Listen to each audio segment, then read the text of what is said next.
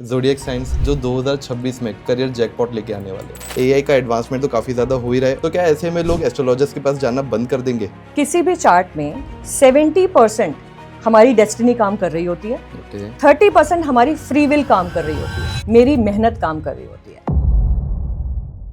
हम सबके जीवन में एक ऐसा पॉइंट ऑफ टाइम आता है जहाँ पे हम लॉस्ट या कंफ्यूज फील करते हैं। अब ऐसे में कुछ लोग होते हैं जो अपनी सूझबूझ और धैर्य को आगे रख के अपने रास्ते पे निकल जाते हैं और आगे बढ़ जाते हैं। वहीं कुछ लोग होते हैं जो सुपरस्टिशन और अंधविश्वास के रास्ते पे चल पड़ते हैं। क्या एस्ट्रोलॉजी एक साइंस है या फिर ये एक सुपरस्टिशन और अंधविश्वास है? Billionaires do not follow astrology but billionaires do. क्या कोई ऐसा सीक्रेट बिलीनियर योग है जो ऑर्डिनरी लोगों के बर्थ चार्ट से मिसिंग है? Mukesh Ambani, Sachin Tendulkar, Shahrukh Khan, Modi ji and Mark Zuckerberg. Okay.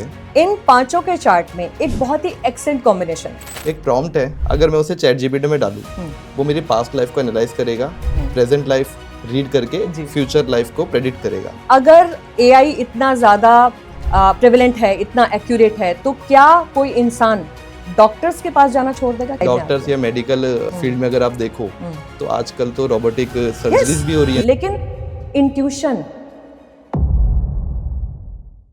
नहीं होगी उसके पास। ह्यूमन टच नहीं होगा, एम्पैथी नहीं होगी। ऐसा क्यों होता है कि लोग जब भी कंफ्यूज होते हैं कि करियर में कुछ नहीं हो पा रहा है या फाइनेंशियल लॉसेस हो रहे हैं, वो एस्ट्रोलॉजी के पीछे भागते हैं, एक्शंस को इतना ज़्यादा महत्व नहीं देते हैं। उन्हें लगता है कि भाई बैठ के किसी से कुछ रेमेडी लेकर के कुछ पत्थर पहन के काम हो जाएगा।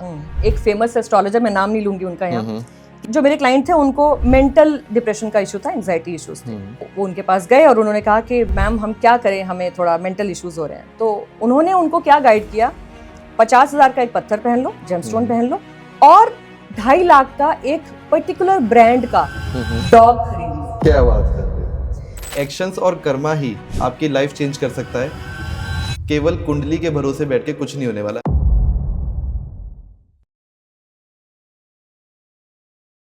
नमस्कार दोस्तों, welcome back to my channel the एशलन टॉक्स। मैं हूं शुभम जैन। दोस्तों, हम सबके जीवन में एक ऐसा पॉइंट ऑफ टाइम आता है जहां पे हम लॉस्ट या कंफ्यूज फील करते हैं। अब ऐसे में कुछ लोग होते हैं जो अपनी सूझबूझ और धैर्य को आगे रख के अपने रास्ते पे निकल जाते हैं और आगे बढ़ जाते हैं। वहीं कुछ लोग होते हैं जो सुपरस्टिशन और अंधविश्वास के रास्ते पे चल पड़ते हैं। ऐसे में ये जानना थोड़ा ज़रूरी हो जाता है कि क्या एस्ट्रोलॉजी एक साइंस है या फिर ये एक सुपरस्टिशन और अंधविश्वास है। आज की हमारी चर्चा इसी टॉपिक पे रहने वाली है। नमस्कार नीलू जी।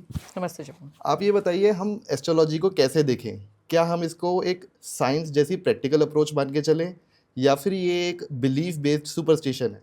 और कहाँ ज़रूरी हो जाता है इन दोनों के बीच में क्लियर लाइन ड्रॉ करना?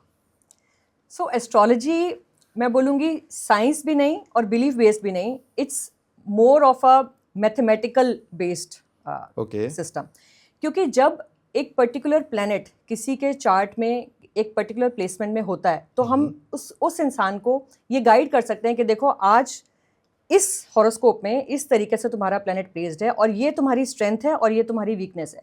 कॉर्पोरेट सेक्टर्स में भी अक्सर हम ये देखते हैं कि स्वॉट एनालिसिस करते हैं, स्ट्रेंथ, वीकनेस, अपॉर्चुनिटी। तो जब हम किसी का हॉरोस्कोप देखते हैं तो हम मैथमेटिकली कैलकुलेट करते हैं कि इस इंसान का ये प्लैनेट इसको क्या स्ट्रेंथ दे रहा है, क्या वीकनेस दे रहा है, किस तरह की अपॉर्चुनिटीज ये इंसान आगे जिंदगी में ले सकता है, क्या इसमें वो कैपेबिलिटीज हैं या नहीं, और किस तरह की थ्रेट्स इसको आगे आने वाली हैं। सो डेफिनेटली इसको मैं सुपरस्टिशन तो नहीं मानूंगी। Let's take an example. अगर आपके पास कोई ऐसा इंसान आता है जो अपने करियर में लॉस्ट है, कंफ्यूज है, बिल्कुल बेसिक से आप उसको कैसे गाइड करती हैं? ओके, सो मेरे पास अगर कोई भी इंसान आता है, मैं सबसे पहले उसका हॉरोस्कोप और उसकी पाम की पिक्चर्स लेती हूँ। और मैं उसके हॉरोस्कोप के बेसिस पे सबसे पहले ये चेक करती हूँ कि इस इंसान का कौन सा तत्व, कौन सा एलिमेंट बहुत ज़्यादा इसकी ज़िंदगी में इम्पॉर्टेंट है। एग्जाम्पल देती हूँ, एरीज, लियो, सेजिटेरियस, ये फायर एलिमेंट्स हैं। ये लोग बने ही हैं लीड करने के लिए। ये लोग इनिशिएटिव लेने से पहले डरते नहीं हैं। फायर का क्या मतलब है? थोड़ा मतलब हम सबका जो बॉडी है वो 5 तत्वों से मिलके बनी है, ठीक है। किसी की बॉडी में वाटर एलिमेंट ज्यादा है, किसी की बॉडी में अर्थ एलिमेंट ज्यादा है, किसी की बॉडी में आकाश तत्व ज्यादा है, और किसी की बॉडी में फायर एलिमेंट ज्यादा है। इसका क्या मतलब है? मैं लेमन लैंग्वेज में जब भी कोई इंसान पैदा होता है और जब वो इंसान ये धरती छोड़ के जाता है, मोस्टली हम उसे या तो बरी कर देते हैं या बर्न कर देते हैं, ठीक है। उसके बाद हमारी जो बॉडी है वो जमीन पे ही मिल जाती है, ठीक है। तो हमारी बॉडी इन्हीं 5 तत्वों से ही मिलके बनी है। सो यही एक बेसिस है हॉरोस्कोप का भी। तो हमारे जितने भी एलिमेंट्स हैं उसमें जब किसी इंसान का एग्जांपल देती हूँ, कैंसर, स्कॉर्पियो, पाइसिस, अब ये तीनों साइन मोर और द लेस थोड़ा बहुत डिफरेंस जरूर रहेगा, ये बहुत इमोशनल है। या टॉरस, वर्गो, कैप्रिकॉर्न, ये अर्थ एलिमेंट वाले लोग हैं, इनको कंफर्ट जोन पसंद है। ये इनिशिएटिव लेने से पहले बहुत बार सोचते हैं क्योंकि इनको 9 to 5 वाली जॉब ज्यादा अच्छी लगती है। ये कहते हैं कि हमें कंफर्ट जोन में रहना पसंद है, हमें स्टेबल इनकम चाहिए। सो अगर मैं कंपेयर करूं 3, 7, 11 जेमिनाई, लिब्रा एंड एक्वेरियस, ये लोग हमेशा कम्युनिकेशन फील्ड में बहुत आगे रहते हैं। ये लोग एक जगह टिक के काम नहीं कर सकते बिकॉज ये एयर एलिमेंट बहुत हावी है इनके ऊपर। सो सबसे पहले हम एलिमेंट चेक करते हैं। सो अगर एक पर्टिकुलर एलिमेंट किसी के ऊपर बहुत ज़्यादा स्ट्रेंथ लेके बैठा है किसी के हॉरोस्कोप में, तो हम उसको अकॉर्डिंगली गाइड करेंगे कि तुम्हारी ये स्ट्रेंथ है और इस डायरेक्शन में तुम्हें काम करना चाहिए। अब एग्जाम्पल देती हूँ, विश्वनाथन आनंद या चेस चैंपियन, जितने भी चेस चैंपियनशिप जिसने की, गुकेश एक हैं, तो ये सब जो पर्सनैलिटीज़ हैं ये मेंटल कैपेबिलिटीज़ इनके अंदर हाई हैं, ठीक है। अब जो काम विश्वनाथन आनंद एक चेस के फील्ड में कर सकता है, legend, he is a legend, वो क्या सचिन तेंदुलकर कर सकता है? वो नहीं कर सकता। फिजिकल कैपेबिलिटीज़ और मेंटल कैपेबिलिटीज़ दोनों अलग अलग चीज़ें हैं। जब भी मुझे ये देखना है कि ये इंसान स्पोर्ट्स में इंडोर एक्टिविटीज़ ज़्यादा अच्छी करेगा या आउटडोर एक्टिविटीज़ ज़्यादा अच्छी करेगा, तो मैं देखूंगी आउटडोर एक्टिविटीज़ के लिए क्या उसके पैर स्ट्रांग हैं, क्या फिजिकल स्ट्रेंथ है। और ये पॉसिबल है एस्ट्रोलॉजी चार्ट में? मार्स, यस, मार्स बताएगा कि फिजिकल कैपेबिलिटीज़ कैसी हैं उसके। 12वां घर बताएगा पैर स्ट्रांग है कि नहीं। अगर पैर स्ट्रांग नहीं है तो वो एक फील्ड में जहाँ आउटडोर एनवायरनमेंट में, सपोज बास्केटबॉल है, कैसे खेलेगा? कोई एक एग्जांपल अगर आपने किसी को ऐसी कोई गाइडेंस दी हो and how was the result? हाँ, गाइडेंस मैंने बहुत सारे लोगों को दी। मेरे पास करियर से रिलेटेड बहुत सारे क्वेश्चंस लेके लोग आते हैं। एक बच्चा जिसके पेरेंट्स उसको बार बार परेशान कर रहे थे कि आपको तो इंजीनियर ही बनना चाहिए। बड़ा नॉर्मल है। हाँ, बहुत नॉर्मल है। और जैसे कि आपने देखा है कि हर दूसरा एस्ट्रोलॉजर राहु, शनि, मंगल के नाम पे सबको डराता है। सो मैंने उसके पेरेंट्स को एक एग्जाम्पल दिया। मैंने कहा देखो, आपके बच्चे में राहु बहुत प्रोमिनेंट है, तो इसको आप, वो जो भी करना चाहता है उसे वो करने दीजिए। उन्होंने बोला क्यों, ऐसे कैसे करने दें, हम ऐसे कैसे फ्रीडम दे दें बच्चे को? सो सबसे अच्छा एग्जाम्पल मैं आपको देती हूँ। तिरुपति बालाजी मंदिर में 500 टन के करीब बाल एनुअली डोनेट किए जाते हैं, अर्पित किए जाते हैं। अब एक ऐसा इंसान जिसके दिमाग में राहु और वीनस और शनि बहुत प्रोमिनेंट है जिसके चार्ट के अंदर, उसने एक ऐसा सॉल्यूशन निकाला कि ये जो 500 टन बाल हर साल खराब हो रहे हैं, मतलब वेस्ट हो रहे हैं, जो या तो नदी में बहा दिए जाते हैं या किसी और तरीके से उसको, तो उसने इसको रिसाइकिल करके जो कैंसर पेशेंट्स हैं जिनके पास बाल नहीं हैं और उनके लिए विग बनाना, ये हेयर एक्सटेंशंस का काम उसने शुरू किया।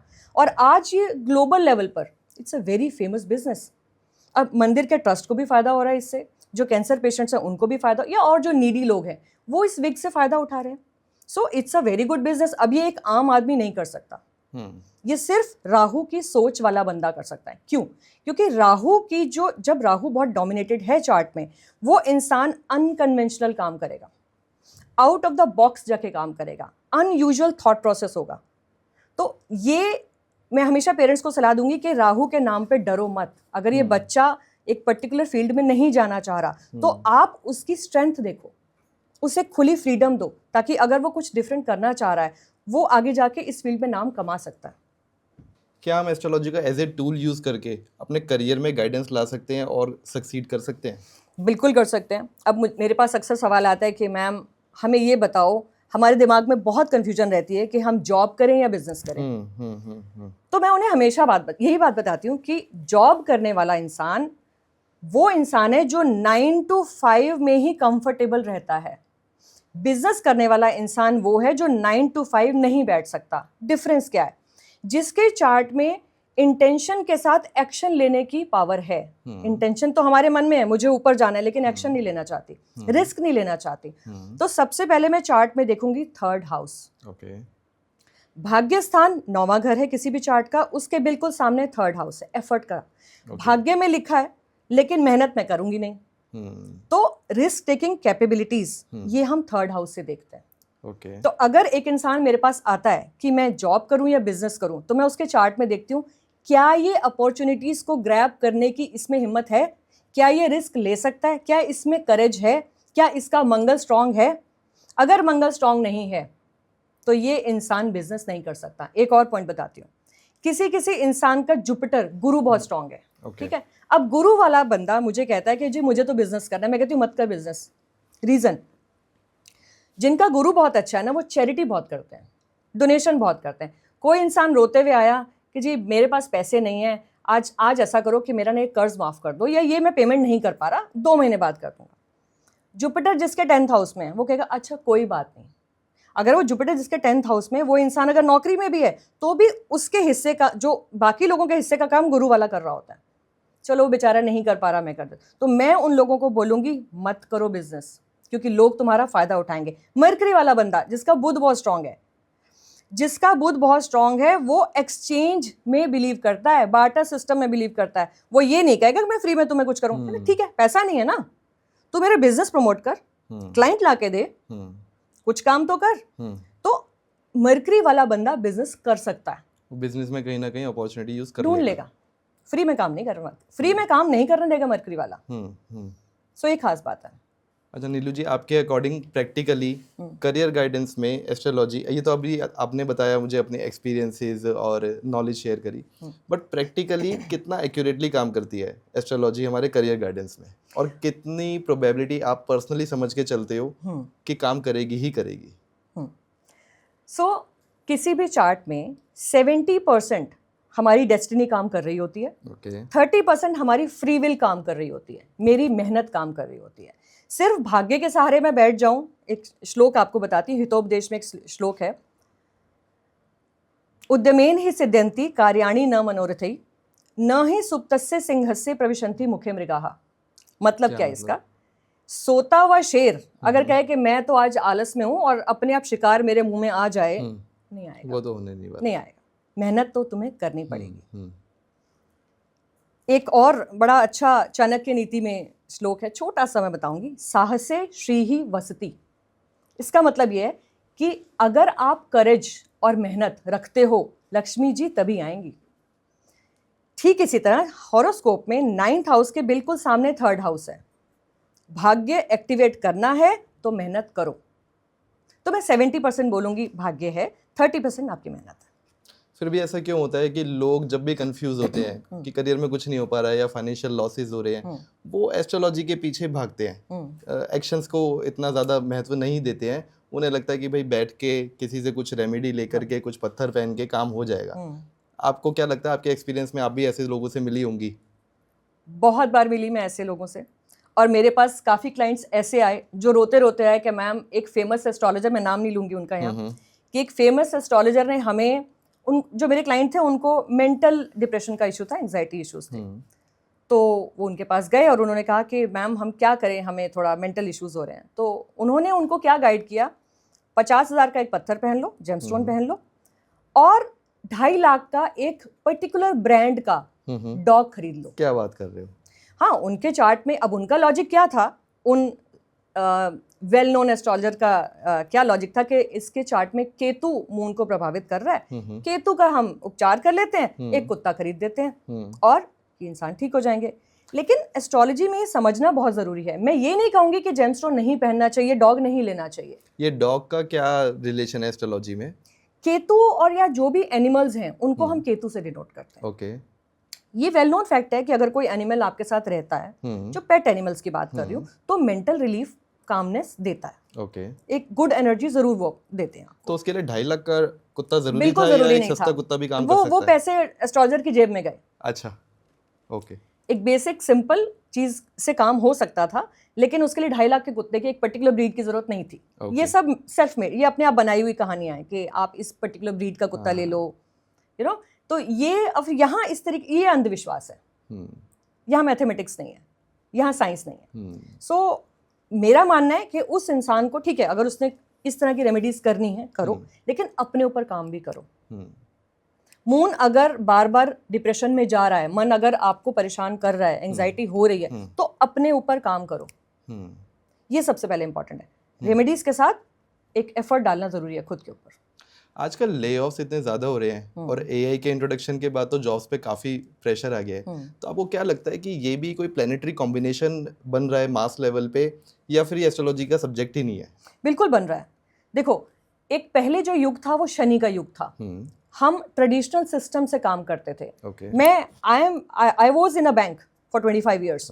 हम लोग बड़े बड़े लेजर्स में हाथ से लिख करके अकाउंट्स और सब डिटेल्स लिखा करते थे। आज पिछले काफी सालों से हम कंप्यूटर पे काम करते हैं। राइट। ठीक है। सो एक वक्त था वो पहले शनि का युग था, कन्वेंशनल सिस्टम, ट्रेडिशनल सिस्टम से हम लोग काम करते थे। अब राहु आ गया सिस्टम में। राहु क्या इंडिकेट करता है? It's all about mobiles, it's all about technology, it's all about innovations, technologies. या सो डेफिनेटली। और राहु अपने आप में एक ऐसा प्लेनेट है जो अप्स डाउन्स करता है, सडन। बट ऐसा भी तो बोला गया है ना कि धरती का जो अंत होगा वो टेक्नोलॉजी की वजह से ही होगा। 100% होगा, बिल्कुल होगा, राहु की वजह से ही होगा। क्योंकि अति, हर चीज की अति हमेशा बुरी है। जब तक आप किसी चीज को बहुत सिस्टमेटिक चल रहे हो, एक बैलेंस्ड वे में चल रहे हो, इवन आप एस्ट्रोलॉजी की बात करो, एस्ट्रोलॉजी को भी एक बैलेंस्ड वे में चल रहे हो। देयर आर क्लाइंट्स जो हर दूसरे हफ्ते मुझे कॉल करते हैं, मैम अब क्या करें। ये गलत है। एस्ट्रोलॉजी आपको गाइडेंस के लिए बनी है, डराने के लिए नहीं बनी। बहुत से एस्ट्रोलॉजर हैं डराएंगे कि अरे आपके साथ ये होने वाला है, आपकी 7.5 आने वाली है, ये हो जाएगा, आपका फलानी दशा आने वाली है। डराने के लिए एस्ट्रोलॉजी नहीं बनी थी, ना ही वो फ्यूचर बताने के लिए बनी थी। एस्ट्रोलॉजी इसलिए बनी है कि आज इस प्रेजेंट टाइम में मैं आपको क्या गाइड कर सकती हूँ। फ्यूचर, पास्ट चला गया, पास्ट के बारे में मत सोचिए। आज प्रेजेंटली मैं आपको सही डायरेक्शन, अगर आप दो राहे पे खड़े हो, 3 रास्ते हैं आपके सामने, यहाँ जाऊँ वहाँ जाऊँ वहाँ जाऊँ, तो मैं आपको गाइड कर सकती हूँ। देखो मेरे हिसाब से आपकी प्लेनेटरी प्लेसमेंट ये बता रही है कि आपको ये रास्ता चुनना ज्यादा बेटर है। तो क्या उससे फ्यूचर चेंज हो सकता है? Up to some extent yes. जैसा कि मैंने कहा कि 70% डेस्टिनी, 30% लक। 70% डेस्टिनी, 30% करेज और efforts. So up to extent, some extent, yes, आप चेंज कर सकते हो डेस्टिनी को। ओके। एक प्रॉम्प्ट है, आपकी टेक्नोलॉजी और राहु वाली बात से एक प्रॉम्प्ट याद आता है मुझे। अगर मैं उसे चैट जीपीटी में डालूं, वो मेरी पास्ट लाइफ को एनालाइज करेगा, प्रेजेंट लाइफ रीड करके फ्यूचर लाइफ को प्रेडिक्ट करेगा। बिल्कुल। तो एआई का एडवांसमेंट तो काफी ज्यादा हो ही रहा है और आने वाले टाइम में बिल्कुल होता रहेगा। जैसे कि आपने बताया कि राहु तो बढ़ता ही रहेगा, टेक्नोलॉजी बढ़ती ही रहेगी और यूजर्स भी ऑब्वियसली बढ़ते ही रहेंगे उसके। तो क्या ऐसे में लोग एस्ट्रोलॉजर्स के पास जाना बंद कर देंगे? बहुत अच्छा क्वेश्चन है आपका और मैं आपको उतना ही बढ़िया जवाब दूंगी। अब पहले आप मेरे इस क्वेश्चन का जवाब दो कि अगर एआई इतना ज्यादा प्रेवलेंट है, इतना एक्यूरेट है, तो क्या कोई इंसान डॉक्टर्स के पास जाना छोड़ देगा? क्योंकि डॉक्टर से रिलेटेड भी सारी गाइडेंस बट डॉक्टर्स या मेडिकल फील्ड में अगर आप देखो तो आजकल तो रोबोटिक सर्जरीज भी हो रही हैं। लेकिन एक ह्यूमन टच की जरूरत हमेशा रहती है। Accuracy up to some extent है, लेकिन मैं कहूंगी 70% एक्यूरेट है, 30%। इवन आप अगर चैट जीपीटी में भी अपना हॉरोस्कोप निकालना चाहो, एक चीज जो बेस्ट हो सकती है, फास्ट कैलकुलेशंस। यस, एक्यूरेसी भी बढ़ जाती है। एक्यूरेसी मैं उतना नहीं मानूंगी क्योंकि मैंने खुद ट्राई किया, चैट जीपीटी, एआई, सब चीज़ों से मैंने ट्राई किया। अप टू सम एक्सटेंट वो एक गाइडिंग टूल हो सकता है, मुझे हेल्प कर सकता है। अगर मुझे कैलकुलेशन निकालनी है वो फास्ट करेगा, लेकिन इंट्यूशन, जो ह्यूमन इमोशंस हैं, जो सेंटिमेंट्स हैं, वो जो एक एस्ट्रोलॉजर आपको प्रोवाइड कर सकता है, वो चैट जीपीटी नहीं कर सकता। चैट जीपीटी के पास इंट्यूशन नहीं है, पैटर्न रिकॉग्निशन उस लेवल का नहीं है जो एक एस्ट्रोलॉजर पैटर्न रिकॉग्निशन कर सकता है। पैटर्न रिकॉग्निशन की अगर आप बात कर रहे हो, चैट जीपीटी या कोई भी एआई सॉफ्टवेयर या टूल है, वो पैटर्न रिकॉग्निशन पे ही काम करता है। वो जैसे जैसे हम उसमें अपने क्वेश्चंस डाल रहे हैं वर्ल्ड वाइड, जैसे जैसे उसमें नॉलेज बिल्ड होती जा रही है, क्वेश्चंस जाते जा रहे हैं, उसी पैटर्न को वो लर्निंग फॉर्मेट पे काम करता है। और आई थिंक टाइम के साथ ये उसका स्ट्रांग होता जाएगा, एस्ट्रोलॉजी वाला पार्ट भी।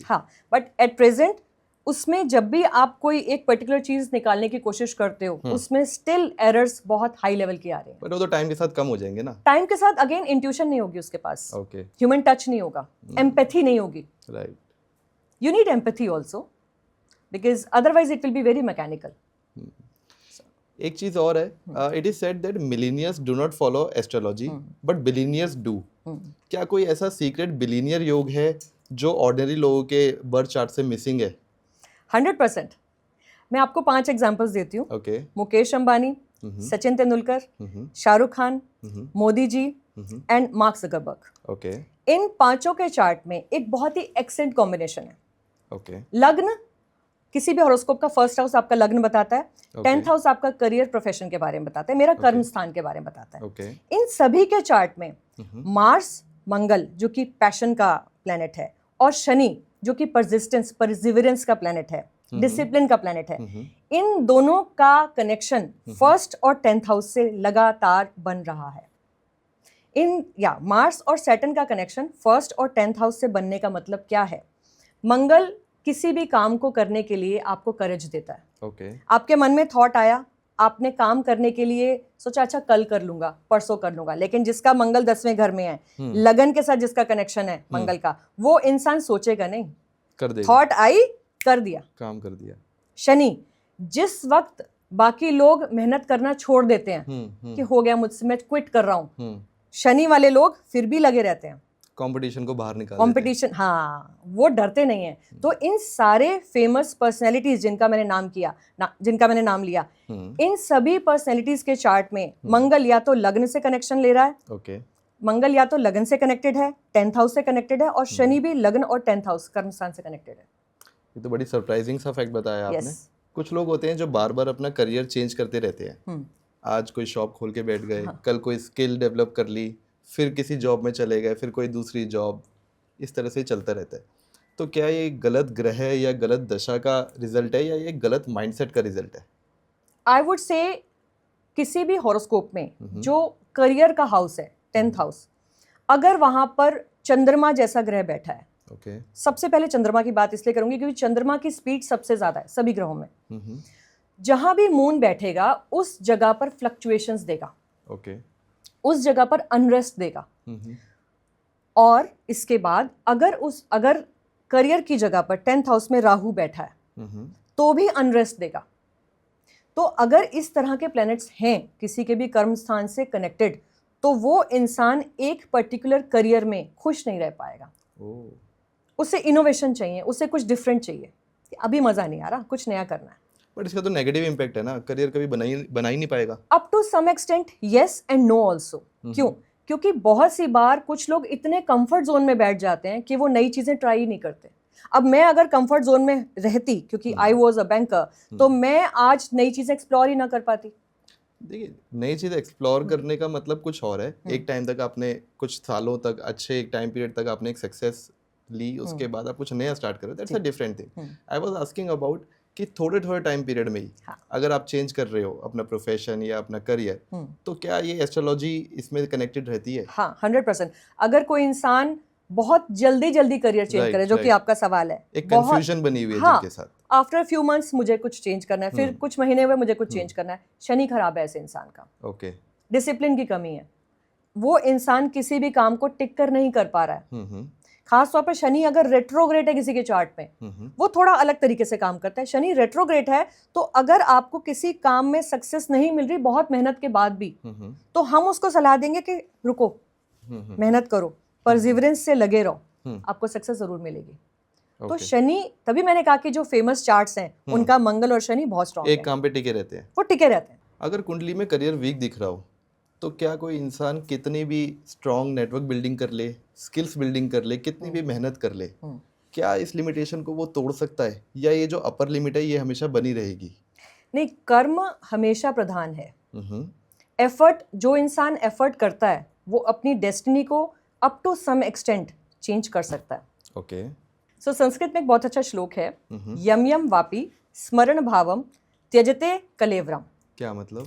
इसका मतलब ये है कि हम जिस एरिया में अपनी एनर्जी डालते हैं, हम उस एरिया में ग्रोथ हासिल कर सकते हैं। अब अगर मैं अपनी एनर्जी को पॉजिटिविटी की तरफ डाल रही हूँ तो मेरी जिंदगी पॉजिटिव होगी, और अगर मैं अपनी थॉट प्रोसेस को नेगेटिविटी में डाल रही हूँ तो मेरी जिंदगी नेगेटिव होती जाएगी। सो ठीक उसी तरीके से जैसे कि हम लॉ ऑफ अट्रैक्शन के बारे में बात करते हैं, ये श्लोक बहुत ज़्यादा लॉ ऑफ अट्रैक्शन के बारे में भी बताता है, या जिसको हम न्यूरोप्लास्टिसिटी भी बोल सकते हैं, कि थॉट प्रोसेस अगर आपका पॉजिटिव है तो आपके चार्ट में अगर कुछ नेगेटिव योग भी बन रहे हैं तो आप अपने कर्मों की वजह से और एक पॉजिटिव एक्शन की वजह से आप उस पर्टिकुलर अपने ऑब्जेक्टिव को अचीव कर सकते हैं। बट ऐसा क्यों होता है कि कुछ लोग बहुत मेहनत करते हैं, पूरा दिमाग लगाते हैं, फिर भी वो फाइनेंशियल लॉस या फाइनेंशियल स्ट्रगल या जॉब लॉस ही देखते रहते हैं? वहीं कुछ लोग होते हैं कम मेहनत के साथ उनका करियर स्मूथली ग्रो करता है। इसका मैं बहुत सीधे सिंपल तरीके से जवाब दूंगी। किसी भी हॉरोस्कोप में किसी भी इंसान को कहीं ऊपर वाले की ब्लेसिंग्स मिली हैं और कहीं ऊपर वाले का कर्स मिला है, क्योंकि ये सब कर्म के पैटर्न के हिसाब से हमारा हॉरोस्कोप बनता है। किसी के चार्ट में मैरिटल हैप्पीनेस बहुत अच्छी है, ओके, घर में सुख है, शांति है। किसी के चार्ट में करियर ग्राफ बहुत अच्छा जा रहा है।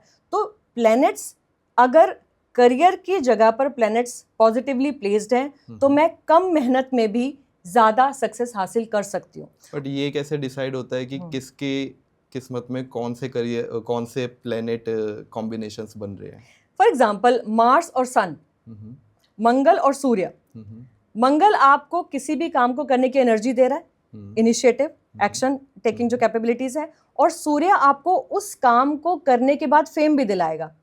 तो अगर आपके 10वें घर से ये प्लैनेट्स जुड़े हुए हैं तो कम मेहनत में आपको सक्सेस और फेम गारंटेड है। राइट, बट मैं थोड़ा और डीप जाने की कोशिश कर रहा था, ये कैसे डिसाइड होता है कि किसकी लाइफ में कौन से प्लैनेटरी कॉम्बिनेशंस बनेंगे? ये हमारा कर्म के बेसिस पर डिसाइड होता है। पास्ट लाइफ के पैटर्न, पास्ट लाइफ, या ये पास्ट लाइफ का बिलीव इन पास्ट लाइफ 100%। अब फॉर एग्जांपल किसी के 7th हाउस जो कि पार्टनरशिप का, स्पाउस का हाउस है, वहां पर अगर पॉजिटिव प्लैनेट्स बैठे हैं तो उस इंसान की मैरिटल हैप्पीनेस उसको मिलेगी। ओके, उसका जो एक पार्टनरशिप है वो अच्छा रहेगा। लेकिन अगर पार्टनर वाले हाउस में 7वें घर में मेलेफिक्स बैठे हैं, राहु बैठा है फॉर एग्जाम्पल, तो मैं उस बंदे को बोलूंगी कि भाई किसी के साथ पार्टनरशिप करने से पहले कई बार सोचना। बट हर शादी से पहले तो हम अपनी कुंडली दिखवाते ही हैं, फिर भी आजकल इतने डाइवोर्सेस हो रहे हैं। यस, क्योंकि जो लोग कुंडली देखते हैं वो मून के नक्षत्र के बेसिस पर गुणों का मिलान करते हैं। ओके, सिर्फ मून के बेसिस पर गुण का मिलान करना एनफ नहीं है, सफिशिएंट नहीं है। कुंडली में बाकी चीजें भी, बाकी प्लैनेट्स को देखना भी उतना ही जरूरी है। मैंने अक्सर देखा है कि लोग सिर्फ गुण मिला लेते हैं, जी हम गुण मिला लेते हैं। गुण मिलाने से कंपैटिबिलिटी नहीं देखी जा सकती, वो सिर्फ 10% ही एक्यूरेसी है। जब हम जानते हैं कि कुंडली में बाकी प्लैनेट्स भी हैं चंद्रमा के अलावा, तो उनकी कंपैटिबिलिटी भी देखना बहुत ज़्यादा ज़रूरी है, ओके, जो कि अक्सर लोग इग्नोर कर देते हैं। तो क्या यही कारण है आजकल के बढ़ते डाइवोर्सेस का? 100% यही कारण है, 100%? बिल्कुल यही कारण है। ओके, क्योंकि ढंग से मैचिंग किसी भी हॉरोस्कोप की ही नहीं जाती। ओके, एक मिथ है कि हमने गुण मिला लिए, गुण मिलाना सफिशिएंट नहीं है। जब कोई क्लाइंट आपके पास किसी ब्लाइंड फेथ के साथ आता है कि भाई मेरी लाइफ में ये प्रॉब्लम चल रही है, कोई एक सॉल्यूशन बता दो जिससे लाइफ ठीक हो जाए, तो आप उसे कैसे गाइड करती हैं कि भाई कुंडली पे भरोसा करके कुछ नहीं होगा, एक्शंस लेने पड़ेंगे? आप कैसे ये कन्विंस करते हैं उन्हें?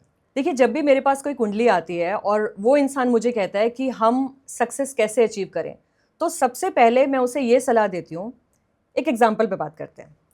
एक बिल्ली है जो शेर बनना चाहती है। अब उसको शेर बनने के लिए चूहे खाना पहले छोड़ना पड़ेगा। इसका मतलब क्या है? हम सबको भगवान ने एक एनर्जी लेवल दिया है, राइट, लेकिन मोस्ट ऑफ द टाइम्स हम क्या करते हैं कि अपनी उस एनर्जी को बिखेर रहे होते हैं, स्प्लिंटरिंग ऑफ एनर्जी, ऊर्जा का बिखराव कर रहे होते हैं। बहुत से लोग, मोस्ट ऑफ द टाइम्स मैंने देखा है, या तो फोन स्क्रॉल में टाइम वेस्ट कर देंगे, या पड़ोसी के घर में क्या हो रहा है इससे, या मेरा फलाना फ्रेंड एक लेवल पे पहुंच गया, मैं क्यों नहीं पहुंच पा रहा। मतलब इंटेंशन है, सोच है, लेकिन मेहनत नहीं करने चाहते, एक्शंस मिसिंग है। सो बेसिक लेवल पे काम करना बहुत जरूरी है। एस्ट्रोलॉजी के नाम पे जो सबसे बड़ा मिथ है वो आपके हिसाब से आजकल क्या है, और लोगों को पर्सनली आप उस पर क्या गाइड करना चाहेंगी? एक सबसे बड़ा मिथ है साढ़े सती पे लोगों को डराना। क्योंकि साढ़े सती होती क्या है एक्चुअली? जब भी चंद्रमा के पास से शनि गोचर कर रहा होता है, शनि ट्रांजिट कर रहा होता है, तो अब चंद्रमा एक ऐसा प्लेनेट है जो हमारी इमोशंस का कारक है, सेंटिमेंट्स का कारक है। शनि एक ऐसा ग्रह है जो डिसिप्लिन का और एक मेहनत का ग्रह है। अब क्योंकि चंद्रमा एक सॉफ्ट प्लेनेट है और शनि एक ड्राई प्लेनेट है, जब भी उसके साथ से शनि गोचर करेगा तो मन को थोड़ा सा डिप्रेशन या एंजाइटी का इशू देता है, या उस इंसान को ये लग सकता है कि मेरे काम उतने जल्दी हो नहीं रहे हैं जितनी स्पीड में मेरे काम होने चाहिए। अब शनि की 7.5 से लोग अक्सर डर जाते हैं। मैं आपको एक एग्जांपल देती हूँ। टॉरस लग्न या लिब्रा लग्न, इनमें शनि योग कारक है। शनि अगर सही जगह पर प्लेस्ड है आपके चार्ट में तो 7.5 आपको नुकसान नहीं देगी। 7.5 उन लोगों को नुकसान देती है जो शनि का गलत इस्तेमाल करते हैं। जैसे कि शनि उन लोगों को कभी भी नुकसान नहीं देगा जो इंसान डिसिप्लिन है, जिसको वक्त की कद्र है। बहुत से लोग मैंने ऐसे देखे हैं कि किसी को वक्त दिया और वो इंसान वेट कर रहा है, आप वक्त से हमेशा लेट पहुंच रहे हैं, हर बार वक्त की कद्र नहीं है, या अपने सर्वेंट्स की कद्र नहीं है, आपके अंडर जो लोग काम करते हैं आप उनकी कद्र नहीं कर रहे हो। रेस्पेक्ट दीजिए ना। एज अ ह्यूमन बीइंग, अगर आप अपने से जो भी आपके नीचे काम करते हैं, अगर आप उनको रेस्पेक्ट देते हैं तो आपको शनि कभी भी नुकसान नहीं करेगा। क्योंकि शनि, हर एक प्लेनेट किसी ना किसी तरीके के लोगों के बारे में बताता है। शनि की जैसे हम बात करते हैं, शनि बताता है हमारे सर्वेंट्स के बारे में, मून बताता है हमारी माँ के बारे में, जुपिटर बताता है हमारे गुरुओं के, हमारे टीचर्स के बारे में, मंगल बताता है हमारे छोटे भाई बहनों के बारे में। तो क्या आप ऐसा कुछ कनेक्ट करना चाह रही हैं कि फॉर एग्जांपल मंगल बताते हैं हमारे रिलेटिव्स के बारे में, हमारे छोटे भाई बहनों के बारे में, सिबलिंग्स के बारे में। तो अगर हम छोटे भाई बहनों के साथ कुछ गलत करते हैं तो इट मींस हमारा मंगल खराब हो रहा है। यस, अगर और किसी उसका नेगेटिव इम्पैक्ट हम पे आएगा। बिल्कुल। अगर किसी के चार्ट में आप ये देखो कि ये इंसान की अपने सिबलिंग से नहीं बनती तो उसका मंगल 100% खराब है। पिता से नहीं बनती तो उसका सूर्य खराब है। तो क्या सूर्य खराब है इसलिए नहीं बनती, या बनती नहीं है, या डिसरिस्पेक्ट है इसलिए सूर्य खराब है? देखिए, हमारा हॉरोस्कोप हमारे पिछले जन्म के कर्मों के बेसिस पे बनता है। तो अगर मुझे ये दिख रहा है कि मेरा सूर्य रॉन्गली प्लेस्ड है तो मेरा ये कर्तव्य बन जाता है कि मुझे अगले जन्म के लिए सूर्य को खराब फॉर्म में आगे नहीं लेके जाना। मुझे इस जन्म में अपने पिता के साथ, चाहे उनकी आइडियोलॉजी मेरी आइडियोलॉजीज के साथ मैच नहीं कर रही, बहुत सी बार ऐसा होगा कि वो कुछ कहना चाहेंगे और मेरा मत उनसे अलग हो सकता है, तो ऐसे में बेस्ट तरीका यह है कि आर्ग्यूमेंट्स ना की जाए और आप जितनी मैक्सिमम रिस्पेक्ट अपने पेरेंट्स को, अपने फादर को दे सकते हैं वो दीजिए। सूर्य आपका मजबूत होता जाएगा। वैसे तो हमें सभी की रिस्पेक्ट करनी चाहिए, हर रिलेशन की, जो भी लोग हमारे साथ काम कर रहे हैं, और टाइम की रिस्पेक्ट तो सबसे ऊपर होनी ही चाहिए। आपके अकॉर्डिंग करियर से रिलेटेड कौन से ऐसे फेक प्रोमिसेस हैं जो एस्ट्रोलॉजी इंडस्ट्री में सबसे ज़्यादा पॉपुलर है? करियर से रिलेटेड सबसे इम्पॉर्टेंट मैंने देखा है कि एस्ट्रोलॉजर्स डराते हैं कि आप ये पर्टिकुलर जेमस्टोन पहन लो और आपकी नौकरी 10 दिन के अंदर लग जाएगी। ऐसा बिल्कुल नहीं होता। आपका हार्डवर्क, आपकी मेहनत ज़रूरी है, ठीक है, आप जेमस्टोन्स पहनिए, आप रेमेडीज कीजिए, वो सिर्फ एडिशनल टूल है, बट 10 दिन के अंदर नौकरी मिल जाएगी ऐसा कभी नहीं होता। या कई बार एस्ट्रोलॉजर्स ये भी कहते हैं कि आप हमसे एक पर्टिकुलर पूजा करा लो, आपकी कुंडली में तो काल सर्प दोष है, पूजा करा लीजिए और आपको अपने करियर में ग्रोथ और सक्सेस मिल जाएगी। ऐसा बिल्कुल नहीं होता। आप जब तक एफर्ट नहीं डालोगे, एस्ट्रोलॉजी की रेमेडीज आपको एक सही रास्ता दिखा सकती हैं, उस रास्ते पर चलना आपको ही है। क्या ऐसा मान सकते हैं कि अगर बिना उस पूजा के मैं अगर एक्शंस कर रहा होता तो मुझे रिजल्ट जितने टाइम में मिलता, क्या उस पूजा के साथ वो रिजल्ट थोड़ा जल्दी मिल जाएगा? पूजा या रेमेडीज क्या करती हैं? पूजा या रेमेडीज आपके दिमाग को पॉजिटिव बनाती हैं। आप एक डायरेक्शन में जा रहे हैं और आपका मन बेचैन है, आपका मन किसी भी तरीके का कंफ्यूजन से भरा हुआ है, तो आप उस रास्ते पर थोड़ा लेट पहुंचेंगे। लेकिन अगर आप पॉजिटिविटी लेकर के उस रास्ते पर जा रहे हैं तो आप उस रास्ते पर थोड़ा पहले पहुंचेंगे। तो फिर एस्ट्रोलॉजी या ऐसी पूजा का फायदा ही क्या है? क्योंकि पॉजिटिव तो हम फील दूसरे तरीके से भी कर ही सकते हैं। अगर पॉजिटिविटी इज द की, तो वो तो हम दूसरे तरीके से भी फील कर ही सकते हैं। सी, डिवाइन ब्लेसिंग्स हर एक रास्ते में हमें ज़रूरत है। डिवाइन ब्लेसिंग्स के बिना आप अपनी सक्सेस को या अपने रास्ते को अचीव नहीं कर पाओगे। वो तो बहुत ज़रूरी है। कुछ साइंस, ज़ोडिएक साइंस जो 2026 में करियर जैकपॉट लेके आने वाले हैं? सबसे पहले एरीज, ओके। क्योंकि जुपिटर उनके 4th हाउस से एग्जॉल्ट होकर के, उच्च होकर के गोचर करेगा। सो सबसे ज़रूरी है एरीज के लिए, मैं बताना चाहूँगी कि उनके लिए ये साल करियर के लिए बहुत अच्छा जा सकता है। सेकंड इज़ कैंसेरियन, कैंसेरियन के लिए भी ये साल बहुत अच्छा रहेगा। And third is taurus, taurus क्योंकि उनके 3rd हाउस से गुरु गोचर करेंगे और उनके 11th हाउस को एस्पेक्ट करेंगे। सो टॉरस के लिए भी ये साल करियर के लिए बहुत सारी अपॉर्चुनिटीज़ लेके आए। And fourth is Virgo, because Virgo के 11th हाउस से जुपिटर गोचर कर रहे होंगे। And fifth is Capricorn, because Capricorn के 7th हाउस में गुरु उच्च होकर के गोचर करेंगे। Is it true that some people are astrologically blocked from ever being rich no matter how hard they work? I don't think so. जैसा कि हमने पहले बात किया कि 70% हमारा जो हॉरोस्कोप हम एक डेस्टिनी लेके आए हैं उस पर हम काम करते हैं और 30% हमारे एफर्ट होते हैं। तो अप टू सम एक्सटेंट हाँ, ये हो सकता है कि एक रास्ते पर अगर किसी इंसान ने जाना है और अगर उसके पास एक पॉजिटिव हॉरोस्कोप है, मैं करियर की यहाँ पर बात कर रही हूँ, तो शायद उसके पास उस रास्ते को पहुँचने में 10 दिन लगे, जबकि जिसका हॉरोस्कोप थोड़ा वीक है उसे उसी रास्ते पर पहुँचने में शायद 1 महीना लग जाए। लेकिन मेहनत, अगर आप अपनी डेस्टिनी के साथ मेहनत डाल रहे हैं तो रास्ते पर तो आपको पहुंचने से कोई नहीं रोक सकता। बहुत अच्छी बात है। What is the number 1 planetary red flag in a business partners chart? किसी भी बिजनेस में पार्टनरशिप में एंटर करने से पहले क्या आपको लगता है हमें पार्टनर का भी चार्ट रीड करवाना चाहिए?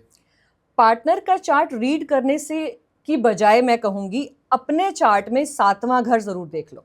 7वां घर क्या बताता है? 7th हाउस किसी भी हॉरोस्कोप का आपके पार्टनर्स के बारे में बताता है, आपकी स्पाउस के बारे में बताता है और आप जिस तरह के लोगों से मिलते हैं उसके बारे में भी बताता है, आपकी पब्लिक इमेज के बारे में भी बताता है। तो अगर आपको पार्टनरशिप करनी है तो 7वें घर में अगर राहु जैसा प्लैनेट बैठा है तो आप थोड़ा सा केयरफुल हो जाओ। आपको डिसेप्टिव लोग जिंदगी में ज्यादा मिलेंगे, या राहु अगर गोचर कर रहा है 1/7 एक्सिस से तो भी आपको उस टाइम पीरियड में, दशा में डिसेप्टिव लोग मिलेंगे। तो इस टाइम में पार्टनरशिप मत करना। What is the one best planet and worst planet for career? Best planet is Mangal, Mars, क्योंकि किसी भी काम को करने के लिए मैं इनिशिएटिव लेना जानता हूँ। मैं सिर्फ सोचूंगा नहीं, मुझे एक्शन भी लेना है, तो वो मंगल है। मंगल का होना बहुत जरूरी है। जैसे कि हमने बात की 10th हाउस में मंगल, 10th हाउस में मंगल और सूर्य अगर है, उस इंसान को आगे बढ़ने से कोई नहीं रोक सकता। और वर्स्ट प्लेनेट है केतु, क्योंकि केतु डिटैचमेंट देता है। 10वें घर में अगर केतु जैसा प्लेनेट बैठा है तो वो इंसान बार बार अपने काम को लेकर के नंबर 1 डिप्रेशन में आएगा, एंग्जाइटी में आएगा और बार बार उसको उस काम को चेंज करने का मन करेगा, उस काम को छोड़ देने का मन करेगा। So Ketu is not so good in 10th house. Okay, one quick remedy for the career growth? Yes, career के लिए सबसे अच्छी रेमेडी ये है कि जो भी आपका वर्क प्लेस है, जहां भी आप बैठते हो, जो आपका काम करने की टेबल है, जहां आप बैठे हैं, तो आपका जो फेस है वो नॉर्थ ईस्ट की तरफ फेस करके बैठिए। ये जो डायरेक्शन है, नॉर्थ ईस्ट की डायरेक्शन, ये बहुत ही पॉजिटिव डायरेक्शन है। ये ग्रोथ की डायरेक्शन है, ये विजडम की डायरेक्शन है। बट ये इम्पैक्ट कैसे डालती है हमारी परफॉर्मेंस पे? ये दशाएं जितनी भी हमारी, आप देखिए ईस्ट से हमेशा सूर्य निकलता है। सो ये बहुत पॉजिटिव डायरेक्शन है। नॉर्थ को भी हम बहुत पॉजिटिव, इवन जो भगवान की मूर्ति भी हैं उनका भी फेस, जब भी हम इवन पूजा भी करते हैं तो हम हमेशा नॉर्थ ईस्ट की तरफ बैठ के पूजा करते हैं। बट ऐसा भी कहा जाता है ना, भगवान तो हर जगह ही है, हर डायरेक्शन में है। जी, लेकिन मैं आपको वही एग्जांपल देती हूँ कि कॉस्मिक एनर्जीज किसी एक पर्टिकुलर जगह पर ज़्यादा पॉजिटिव होती हैं और किसी एक जगह पर वो कॉस्मिक एनर्जी उतनी पॉजिटिव नहीं होती। सो फेस आप अपना हमेशा नॉर्थ या ईस्ट की तरफ करके बैठो और अपना जो वर्क प्लेस है उसमें आप रेड कलर का कुछ भी, कोई भी एक, चाहे पेंसिल बॉक्स रख लीजिए, कोई पेन रख लीजिए, कोई रेड पेपर रख लीजिए या कोई भी आर्टिफैक्ट्स रख सकते हैं। तो रेड कलर का कोई चीज़ रखिए। क्यों बोल रही हूँ? क्योंकि रेड कलर मंगल को बताता है, एनर्जी के लिए। This is all colour therapy. अब अगर आप कलर थेरेपी में बिलीव करते हैं तो red colour is the best आपके प्रोफेशन में ग्रोथ के लिए। एक और तीसरी टिप, आप जहाँ भी बैठे हैं आपके बैक साइड में विंडो नहीं होनी चाहिए, क्योंकि वो आपको अनरेस्ट देगी। पीछे एक सॉलिड वॉल होनी जरूरी है जहाँ पे भी बैठ रहे हो आप। Face should be towards north east and back side में आपकी एक सॉलिड वॉल होनी जरूरी है। नहीं तो आपको प्रोफेशनली जब भी आप काम करेंगे थोड़ी थोड़ी देर में आपको लगेगा अनरेस्ट महसूस होगा। क्या सिग्निफिकेंस है इस विंडो और वॉल की? स्टेबिलिटी। ओके। पीछे अगर एक सॉलिड वॉल है आपको स्टेबिलिटी मिलेगी किसी भी काम को करने में। अगर आप स्टेबल हो, देखिए आप जब भी कोई काम करते हो उसको लग करके मेहनत से वो काम करना जरूरी है। अगर आप उस काम में बार बार ऐसी वाइब्रेशन ला रहे हैं कि मुझे चेंज करने की जरूरत है, मैं भी उठ जाता हूं, मैं बहुत देर बैठ नहीं पा रहा हूं, तो आप उस काम में कंसंट्रेशन कैसे लाओगे? सो स्टेबिलिटी के लिए अगर पीछे विंडो है वो स्टेबिलिटी नहीं आ पाएगी आपको, बिकॉज वो एयर कंटेंट आ जाएगा फिर। ओके। हाँ, जितने भी एयर साइंस हैं 3, 7, 11, जेमिनाई, लिब्रा, एक्वेरियस, ये लोग टिक के नहीं बैठ सकते एक जगह। ओके। ये लोग अगर कोई काम शुरू भी करेंगे तो थोड़े दिन में इनको लगेगा अब हम काम चेंज कर लेते हैं, मजा नहीं आ रहा। तो इनको हम सलाह देते हैं, जितने भी एयर साइंस हैं हम उनको सलाह देते हैं। जेमिनाई, लिब्रा और एक्वेरियस को मैं खास तौर पर सलाह देती हूँ कि जो भी काम शुरू कर रहे हो कम से कम 40 दिन तक उसको लेके शुरू करके उसको छोड़ना मत। 40 दिन तक इस काम को लगातार करते रहो, क्योंकि अक्सर ये लोग काम शुरू करेंगे और छोड़ देंगे। कैपेबिलिटीज हैं, दिमाग बहुत तेज है, एक्सीलेंट ब्रेन है इन लोगों के पास, लेकिन काम को लग करके नहीं कर पाते, स्टेबिलिटी से नहीं कर पाते। स्टूडेंट्स और यंग प्रोफेशनल्स के लिए कोई आपके 3-4 टेक अवेज जो सिंपल हो, प्रैक्टिकल हो, इजीली इम्प्लीमेंट हो जाए, एस्ट्रोलॉजी बेस्ड हो, but without any fear, without any superstition, they can implement in their career? बिल्कुल, सबसे इम्पॉर्टेंट टिप, क्योंकि हम एस्ट्रोलॉजर सबसे ज़्यादा डराते किन प्लैनेट्स को लेकर के हैं? राहु, शनि और मंगल को लेकर के। तो स्टूडेंट्स के लिए मेरी सबसे अच्छी टिप है, राहु को अगर बैलेंस करना है, योगा शुरू करो। राहु सिर को बताता है, सिर के पार्ट को, केतु सिर के नीचे के पार्ट के बारे में बताता है। तो सिर के लिए शीर्षासन करना बहुत ज़्यादा ज़रूरी है। अगर लग रहा है कि बहुत टफ है तो सुबह उठ करके, पहली बात तो रात को लेट फ़ोन पर स्क्रॉल नहीं करना, बिकॉज डिजिटल डिटॉक्स बहुत ज़रूरी है। रात को लेट बैठकर जो लोग फ़ोन पे स्क्रॉल करते हैं वो राहु को एक्टिवेट कर देते हैं। ठीक है। और सुबह जल्दी उठ करके सूर्य नमस्कार करने के बाद आपने घास के ऊपर, हरी घास के ऊपर नंगे पाँव चलना है। ये ब्रेन के सेल्स को एक्टिवेट करता है। सो अगर ये राहु केतु जितना भी आपको परेशान कर रहा है सब साइडलाइन हो जाएगा, कोई तंग नहीं करेगा आपको। और मंगल की एनर्जी के लिए एक्सरसाइज करना बहुत ज़्यादा ज़रूरी है। नहीं कर पा रहे, सिर्फ ब्रिस्क वॉक करो, एक्सीलेंट है ये। तो मैं प्रैक्टिकल टिप्स में बिलीव करती हूँ, ताकि ये सब चीज़ें जब आप रेगुलर जिंदगी में लाते हो। एक और आपको रेमेडी बताती हूँ। बहुत से लोग कहते हैं कि जी राहु एक्टिवेटेड है, रेस्टलेसनेस हो रही है, हमारा मन ही नहीं कर रहा। जर्नलिंग करो, लिखो। राहु तंग कर रहा है, केतु को एक्टिवेट करो। केतु इस क्या, केतु पेंसिल है, पेन पेंसिल है, लिखो। अगर राहु कह रहा है कि बहुत रेस्टलेसनेस हो रही है, थॉट्स बहुत ज्यादा आ रहे हैं, पेन पेंसिल उठाओ, लिखो क्या थॉट्स आ रहे हैं।